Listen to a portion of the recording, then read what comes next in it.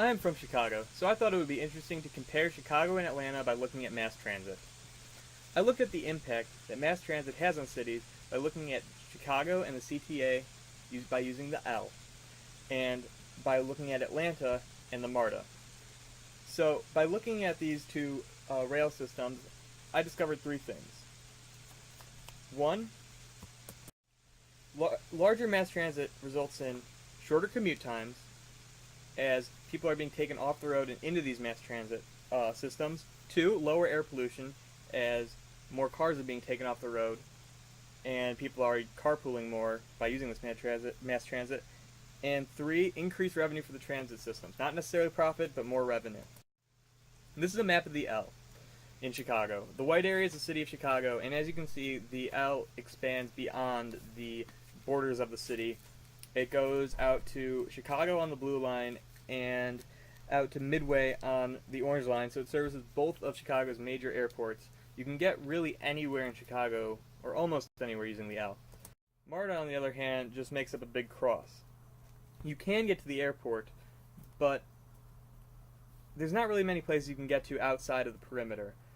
And even inside the perimeter, there's not a whole lot of places you can get to. You can get to places along 75, 85, and you can get to places along 20 for the most part, but other than that, there's not much.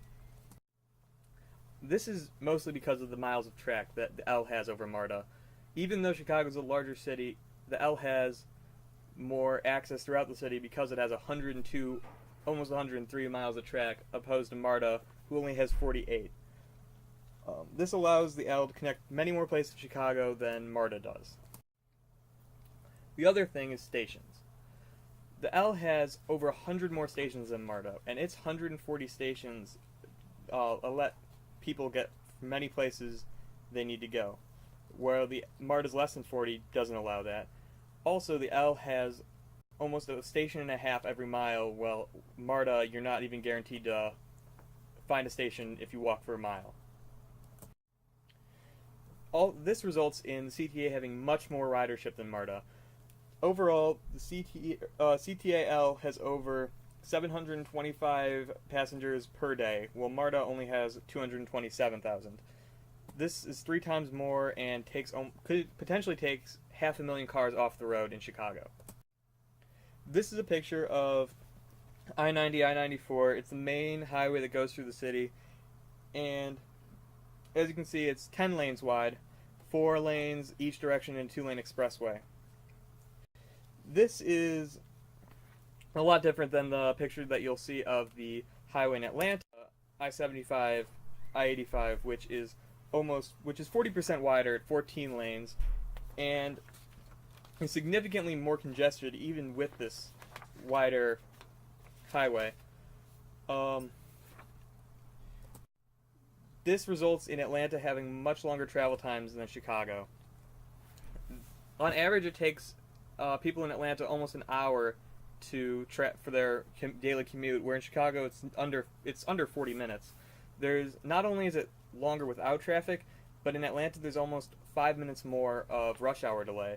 This might not seem like a lot, but those times add up and can last. That 20 minutes longer ends up 4 days over a year. One of the reasons that Atlanta doesn't have mass transit, however, is because of its density or lack thereof. Atlanta and Chicago are 2 of the least dense cities in the world and fall well below the threshold of 30 people per hectare that facilitates good mass transit. This has a lot to do with the sprawl in Atlanta, and because there's so many more people driving, there's a lot more pollution. On average, people from Atlanta generate 7.5 tons of carbon dioxide per person every year. For 2.5 million people, that's a lot of pollution.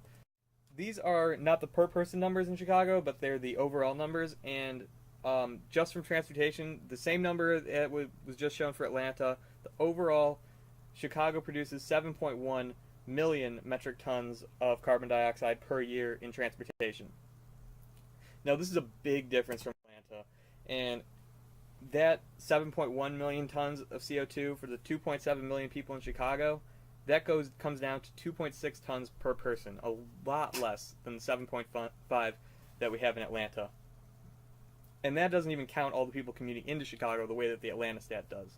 So that's a lot more pollution for everyone in Atlanta. So that means 3 times as much pollution. That means 3 times as much carbon dioxide in the air, and it's 3 times as much that Atlanta is contributing to global warming through transportation. This is a big problem that in Chicago has been helped a lot by mass transit. So MARTA in the fiscal year of 2012 brought in $209 million in revenue. Now that's a lot of revenue, but it cost them $406 million to operate. So they're operating in a big deficiency, and only $130 million of that was actually from passenger revenue. Chicago, on the other hand, with the CTA, it generated $642 million.